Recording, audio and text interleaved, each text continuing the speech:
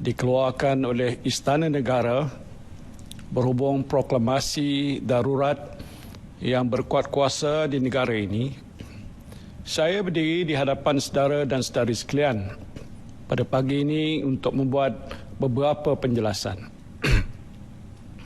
Semalam saya telah diterima menghadap oleh Kebawah Duli Yang Maha Mulia Sri Paduka Baginda Yang di-Pertuan Agong untuk mempersembahkan nasihat Jemaah Menteri agar Sri Paduka Baginda mengeluarkan proklamasi darurat menurut perkara 150 dalam kurungan 1 Perlembagaan Persekutuan untuk mengisytiharkan darurat bagi seluruh persekutuan berkuat kuasa mulai 11 Januari 2021 hingga 1 Ogos 2021 untuk ampun perkenan Sri Paduka Baginda. Perkara 150 dalam kurungan 1 Perlembagaan Persekutuan memperuntukkan jika Yang di-Pertuan Agong berpuas hati bahawa suatu darurat besar sedang berlaku yang menyebabkan keselamatan atau kehidupan ekonomi atau ketenteraman awam di dalam persekutuan atau mana-mana bahagiannya terancam, maka Yang di-Pertuan Agong boleh mengeluarkan suatu proklamasi darurat dengan membuat dalamnya suatu pengisytiharan yang bermaksud sedemikian. Menurut perkara 150 dalam kurungan 1 Perlembagaan Persekutuan, ancaman terhadap kehidupan ekonomi merupakan salah satu asas untuk sesuatu proklamasi darurat dibuat. Dalam kes Stephen Kalung Ningkan lawan Kerajaan Malaysia, Majlis Privy menyatakan dalam penghakimannya bahawa, dan saya petik, an emergency to be within that article, is Article 150 within kurungan 1 of the Federal Constitution, must be not only grave but such as to threaten the security or the economic life of the Federation or any part of it. The natural meaning of the word itself is capable of covering a very wide range of situations and occurrences, including such diverse events as was famines, earthquakes, floods, epidemics, and the collapse of the civil government. Dalam hal ini, memandangkan dunia pada masa ini sedang berhadapan dengan ancaman pandemik COVID-19 yang telah secara langsung menjadi ancaman besar terhadap kehidupan ekonomi rakyat di negara ini, suatu pengisytiharan darurat boleh dibuat oleh Kebawah Duli Yang Maha Mulia Sri Paduka Baginda Yang di-Pertuan Agong berhubung dengan perkara ini. Selain peningkatan mendadak kes positif COVID-19, terdapat beberapa negeri di Malaysia seperti Johor, Pahang dan Kelantan yang sedang mengalami bencana banjir yang besar yang telah secara langsungnya turut menjadi ancaman besar terhadap keselamatan dan kehidupan ekonomi rakyat. Seperti yang telah saya jelaskan semasa mengumumkan pelaksanaan Perintah Kawalan Pergerakan semalam, kes jangkitan COVID-19 semakin meningkat dan tidak menunjukkan tanda-tanda penurunan dalam masa terdekat. Oleh itu, kerajaan perlu mempunyai kuasa-kuasa tertentu bagi memastikan wabak ini dapat dibendung dengan lebih berkesan dan perkhidmatan kesihatan yang disampaikan kepada rakyat tidak lumpuh. Setelah mempertimbangkan nasihat Jemaah Menteri, Sri Paduka Baginda telah berpuas hati bahawa adanya keperluan mengeluarkan proklamasi darurat bagi membolehkan ordinan dimasyhurkan di bawah pasal 2B perkara 150 bagi memperuntukkan kuasa-kuasa perlu untuk mengekang dan menghalang daripada berlakunya penularan wabak COVID-19 dengan lebih serius di negara ini. Saudara dan saudari yang saya kasihi sekalian, Izinkan saya memberikan penjelasan lebih lanjut mengenai bentuk darurat yang berkuat kuasa di negara ini. Ingin saya tegaskan bahawa darurat yang diisytiharkan oleh Kebawah Duli Yang Maha Mulia Seri Paduka Baginda Yang di-Pertuan Agong bukanlah suatu bentuk rampasan kuasa tentera. Perintah berkurung juga tidak akan dilaksanakan. Sebaliknya, sepanjang tempoh darurat ini, kerajaan awam akan terus berfungsi. Let me assure you that the civilian government will continue to function. The emergency proclaimed by the Yang di-Pertuan Agong is not a military coup, and curfew will not be enforced. Dari segi pentadbiran kerajaan, Jemaah Menteri dan Majlis Mesyuarat Kerajaan Negeri-Negeri akan terus berfungsi menurut Perlembagaan Persekutuan, dan apa-apa ordinan yang dimasyhurkan oleh Kebawah Duli Yang Maha Mulia Seri Paduka Baginda Yang di-Pertuan Agong daripada semasa ke semasa. Saya memberi jaminan bahawa jentera pentadbiran dan perkhidmatan awam kerajaan persekutuan dan kerajaan-kerajaan negeri tidak akan terganggu dengan pengisytiharan darurat ini. Sepanjang tempoh darurat ini, jika Seri Paduka Baginda berpuas hati bahawa ada hal-hal keadaan tertentu yang menyebabkan perlu baginya mengambil tindakan serta-merta, maka Seri Paduka Baginda boleh memasyhurkan apa-apa ordinan yang perlu mengikut hal keadaan semasa. Dalam konteks ini, beberapa ordinan darurat boleh dimasyhurkan oleh Kebawah Duli Yang Maha Mulia Seri Paduka Baginda Yang di-Pertuan Agong bagi tujuan membendung wabak COVID-19 yang merangkumi hal-hal berkaitan penggunaan aset hospital swasta, mengambil milikan sementara tanah, bangunan atau harta alih hospital swasta, atau membuat permintaan untuk penggunaan sumber hospital swasta bagi tujuan merawat pesakit COVID-19. Sehubungan itu, kerajaan juga boleh mendapatkan penglibatan yang lebih inklusif daripada pihak swasta, termasuk kemudahan penjagaan kesihatan swasta bagi membantu meringankan beban yang ditanggung oleh agensi kerajaan, terutamanya hospital awam. Menerusi ordinan ini, bantuan yang boleh diperolehi daripada pihak swasta meliputi sumber manusia, kepakaran, fasiliti, aset, makmal ujian dan utiliti.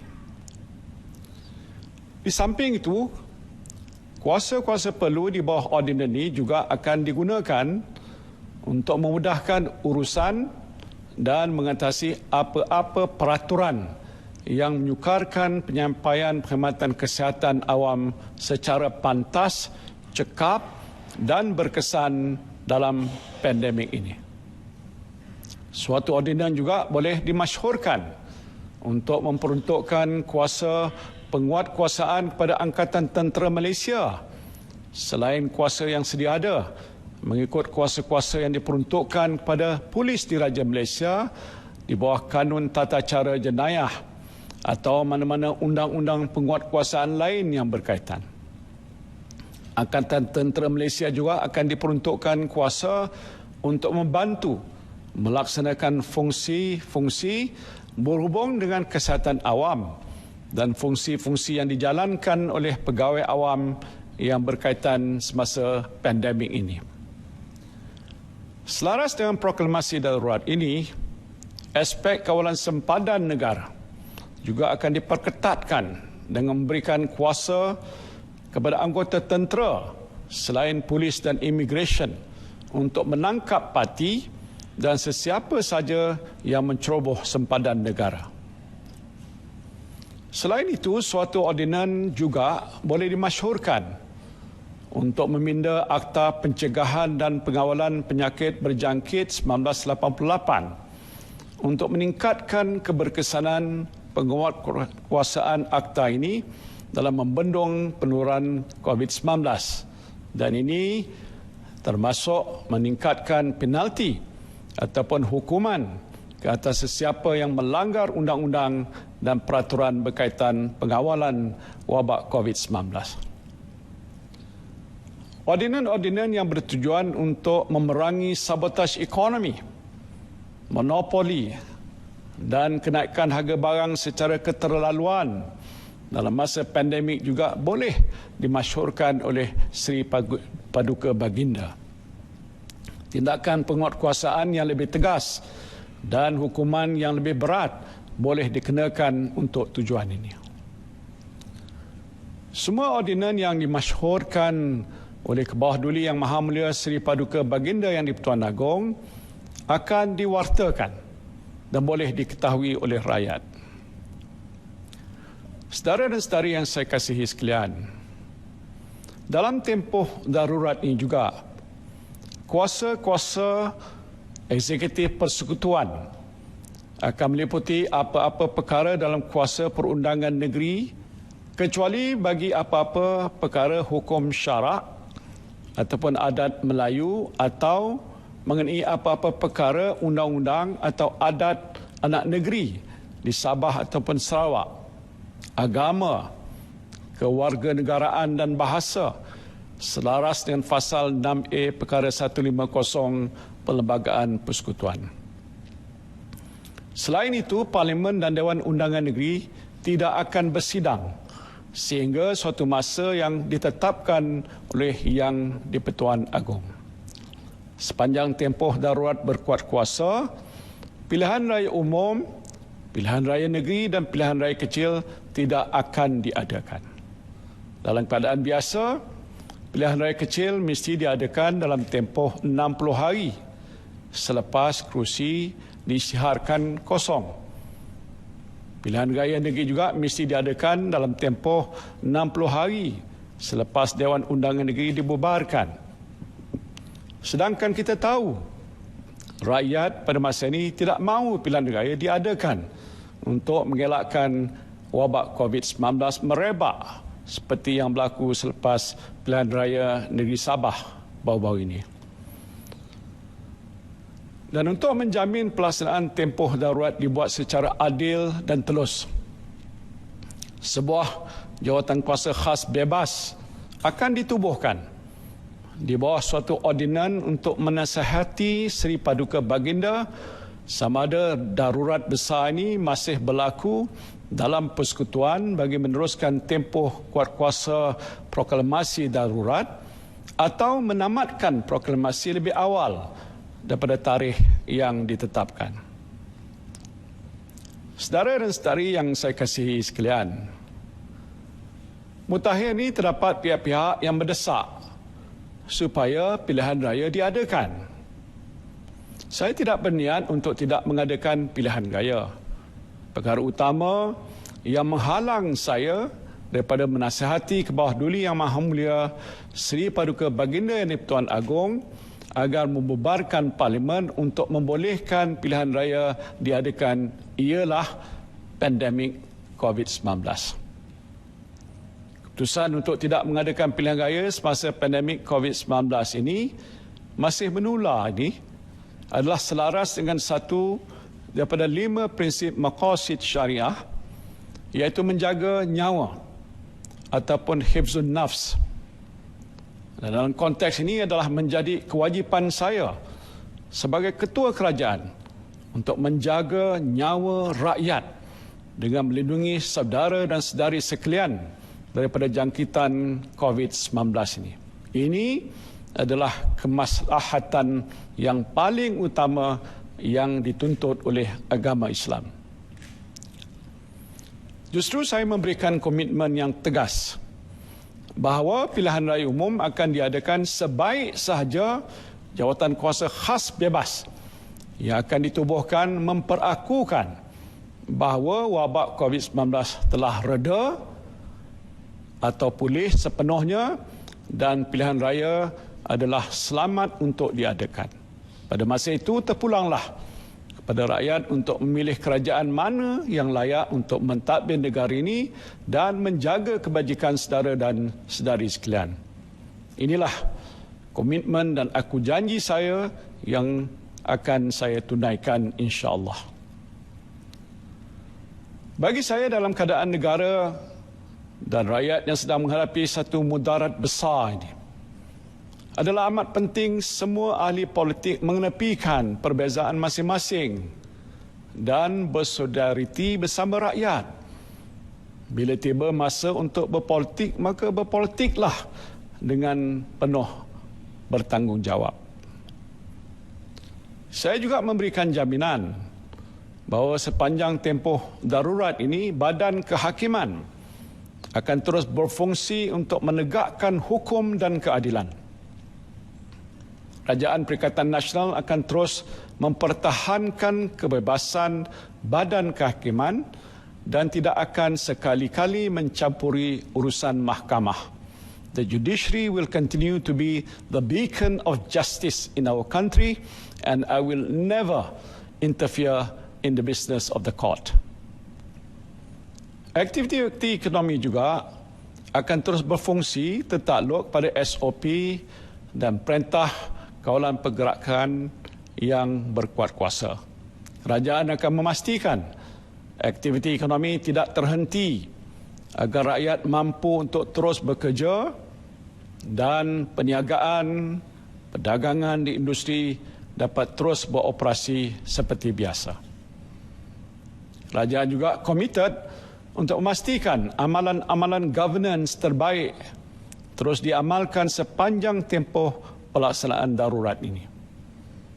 Organisasi kawal selia negara yang diiktiraf di peringkat antarabangsa iaitu Bank Negara Malaysia, Suruhanjaya Security serta Bursa Malaysia akan terus memainkan peranan mereka sebagai pemangkin, pengawal selia dan pemudah cara syarikat dan pasaran. Now, to all the stakeholders keenly monitoring what is happening in Malaysia, I emphasize that Malaysia is open for business. In facing these challenging times, this period of emergency will give us much needed calm and stability, as well as enable us to focus on economic recovery and regeneration. We remain committed to good governance in these times, and we have a robust and dynamic regulatory ecosystem. We must remember that the government has a stage strategy in place for economic recovery since March last year and were incorporated in the budget 2021. Continued stability, of course, will enable us to sustain and build upon the economic recovery trajectory we have been working hard for since last year. Saudara dan saudari yang saya kasihi sekalian, saya merayu saudara dan saudari sekalian supaya kekal tenang dan memberikan kepercayaan serta sokongan sepenuhnya kepada kerajaan untuk membendung penularan COVID-19 ini dengan lebih berkesan sepanjang tempoh darurat dilaksanakan. Saya juga menyeru kepada semua ahli politik, pemimpin masyarakat sivil, pertubuhan bukan kerajaan, badan-badan agama, belia, mahasiswa dan setiap lapisan masyarakat supaya bersatu dan berganding bahu dalam menghadapi situasi yang amat sukar ini. Yang penting matlamat kita hanyalah satu, iaitu kita mesti menang dalam memerangi COVID-19. Marilah kita mengamalkan disiplin kendiri dengan lebih ketat sepanjang tempoh PKP dan darurat yang berkuat kuasa ini. Mudah-mudahan kita akan dapat melandaikan lekuk jangkitan COVID-19 dengan segera dan seterusnya mengurangkan tekanan ke atas sistem kesihatan negara kita yang sedang terbeban dengan peningkatan kes-kes positif COVID-19 saban hari. Saya memberikan amaran keras sesiapa yang cuba mengganggu gugat usaha kerajaan untuk mengurus pandemik COVID-19 dan ekonomi negara akan diambil tindakan tegas demi kesejahteraan rakyat dan keselamatan negara. Saya juga berharap agar para alim ulama dan pemimpin agama dapat mendoakan kesejahteraan negara kita dan mudah-mudahan kita semua dilindungi daripada sebarang bala bencana. Saya bagi pihak kerajaan sekali lagi menjunjung setinggi-tinggi kasih di atas keprihatinan dan kebijaksanaan ke bawah Duli Yang Maha Mulia Seri Paduka Baginda Yang di-Pertuan Agong dalam memperkenankan pengisytiharan darurat di bawah perkara 150 Perlembagaan Persekutuan bagi menangani pandemik COVID-19 dengan lebih berkesan. Saya berdoa semoga ke bawah Duli Yang Maha Mulia Seri Paduka Baginda Yang di-Pertuan Agong, Raja Permaisuri Agong, putra dan puteri tuanku, seluruh kerabat Duli tuanku dan sekalian rakyat jelata terus dilindungi oleh Allah Subhanahu wa taala. Mudah-mudahan wabak COVID-19 ini yang sedang pun melanda negara kita segera berakhir. Amin. Amin ya rabbal alamin. Terima kasih. Wabillahi taufiq wal hidayah. Wassalamualaikum warahmatullahi wabarakatuh.